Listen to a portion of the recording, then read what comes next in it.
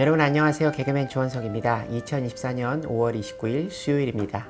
오늘은 지난 2019년 2월 7일 목요일에 제가 썼던 일기를 여러분께 읽어드리도록 하겠습니다. 2019년 2월 7일 목요일 새벽 5시 알람 소리에 맞춰 일어났다. 비 같기도 하고 눈 같기도 한 것이 하늘에서 내리고 있었다. 우산을 쓰고 가로등에 비치는 눈 또는 비를 보고 걷는 일은 생각보다 훨씬 아름답다. 앞을 보며 캄캄해서 하늘에서 내리는 것의 정체를 알 수 없지만 눈을 들어 가로등을 쳐다보면 한 올 한 올이 보인다. 이 새벽 깨어있음이 얼마나 감사한 일인가. 늘 앉던 자리에 앉아 기도를 드렸다. 요즘 내 기도는 늘 같다. 내 안에 나를 죽이고 하나님으로 나를 가득 채워주십시오. 어젯밤에 1:1 양육훈련 예습을 위해 요한복음 8장부터 14장까지의 말씀을 읽었는데 말씀을 처음 읽을 때는 쉬운 성경으로 읽으면 안 되겠구나 하는 생각이 들었다. 예수님께서 행하신 기적들이 너무나 평범한 이야기처럼 느껴졌기 때문이다. 신비함이 없다고나 할까? 그리고 내가 이 시대에 살았으면 나도 예수님의 말을 알아듣기 힘들었겠다. 아니 그냥 솔직히 예수님을 믿기 힘들었겠다 하는 생각이 들었다. 이래서 읽기 힘들어도 본래의 성경으로 읽어야 하나 하는 생각이 들었다. 그러나 그런 생각도 잠시 예수님께서 나사로를 살리시고 내 이름으로, 그러니까 예수님의 이름으로 기도하면 하나님께서 들어주실 거라는 말씀을 읽을 때 가슴이 벅차왔다. 그리고 성경의 중요성을 기록한 말씀 중 디모데후서 3장 16절 17절 말씀을 암송할 때 바로 이거구나 싶었다.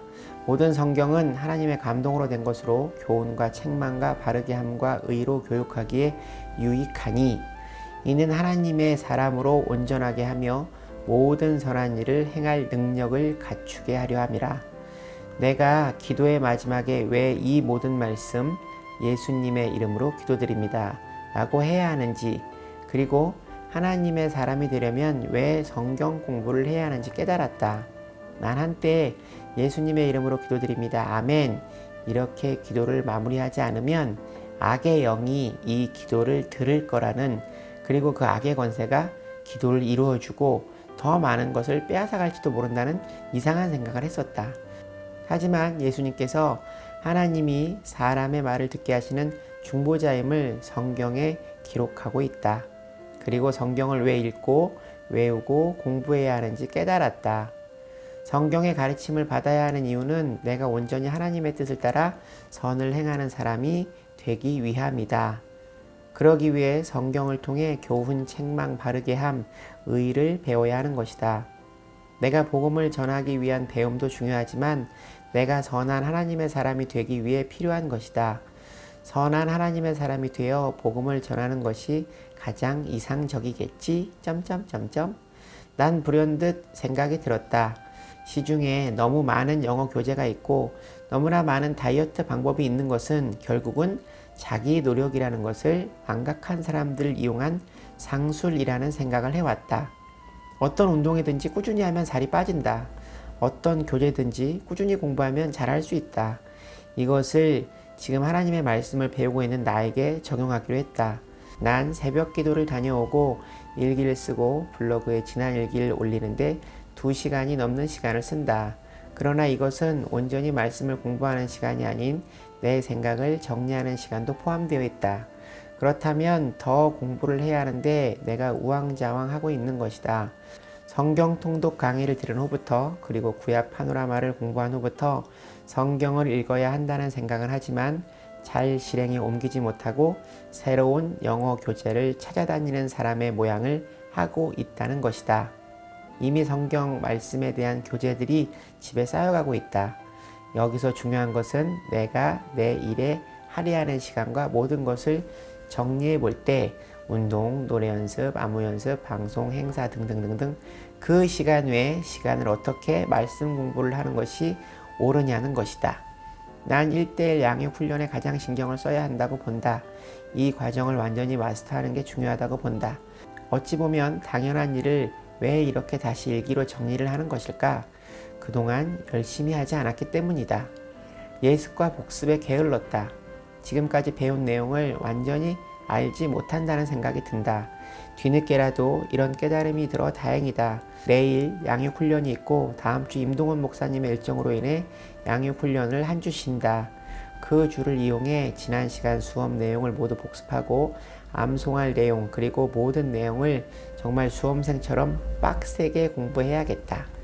지금 하고 있는 1대1 양육훈련을 통해 내 믿음의 기초를 단단히 하고 그 다음 예능교회에서 진행하는 프로그램들을 통해 차근차근 공부를 해 나가야겠다. 교재가 문제가 아니라 내 노력이 중요하다는 사실을 잊지 말자. 그리고 열심히는 좋지만 너무 서두르지 말자. 남에게 보여주기 위한 성경의 지식을 쌓지 말자. 내 안에 피가 되고 살이 되어 내가 그렇게 살아가지 않는다면 지식이 무슨 소용이 있겠는가. 하지만 알아야 실천한다는 사실, 그리고 성령님이 내 안에 머물게 하는 방법은 성경 공부임을 잊지 말자. 파이팅! 오늘은 이재겸 목사님께서 말씀을 주셨다. 오늘 이재겸 목사님께서 주신 하나님의 말씀은 여호수아 19장 40절부터 51절 말씀이다. 마지막 단 지파의 땅 분배에 대한 말씀이다. 그 땅은 예루살렘을 지나 왼쪽 지대 가나안 중앙지대이며 서쪽으로는 지중해 연안 지역이다. 곡창지대의 땅을 분배받았음에도 그들은 마음이 흡족하지 않았다. 그 이유는 다른 지파에 비해 작은 땅을 분배받았기 때문이다. 그들은 문제 해결을 위해 북쪽으로 올라간다. 47절 말씀에 레셈과 싸워 그곳을 점령한다. 그리고 그곳을 그들의 조상의 이름을 따서 단이라고 부른다. 우리나라를 일컬을 때 할라에서 백두까지라고 말을 하듯 이스라엘을 이야기할 때 단에서 부엘세바까지라고 부른다고 한다.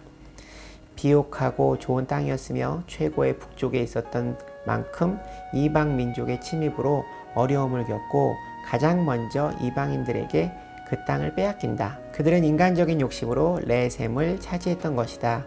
오늘 말씀 어디에도 여호와 하나님께서 땅을 넓히라는 이야기가 없다. 그곳은 훗날 여로보암 왕이 우상 숭배를 하는 제단이 생기기까지 한다. 나의 생각과 나의 방식으로 열심히가 아니라 하나님이 내 삶의 기준이 되어야 한다. 하나님의 방법으로 믿음으로 순종하며 살아야 한다. 하나님이 나에게 바라시는 방법이 무엇인지를 생각해 봐야 한다. 49절 말씀에서는 여호수아가 마지막으로 자신의 땅을 분배받는다. 그는 지도자임에도 자신의 것을 가장 마지막에 받는 영적 수준이 높은 지도자였다. 땅의 주인은 사람이 아니라 하나님임을 여호수아는 알고 있었다. 나의 몫을 챙기기보다는 다른 사람을 섬기는 마음으로 양보하며 하나님이 주시는 것을 기다리는 사람이 되어야 한다. 맞다. 바로 이거다 하는 생각이 든다. 내가 일하는 연예계에는 캐릭터가 비슷하면 희비가 갈린다는 말을 많이 한다. 그러다 보니 나 또한 저 자리가 내 자리인데 하는 생각을 한 적이 있다.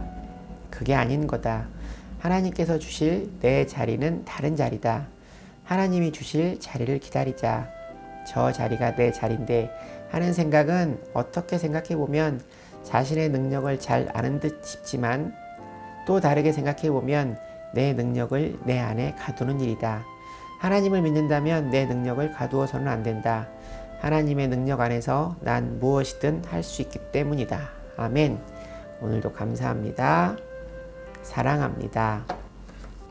나의 생각과 나의 방식으로 열심히가 아니라 하나님이 내 삶의 기준이 되어야 한다는 생각입니다.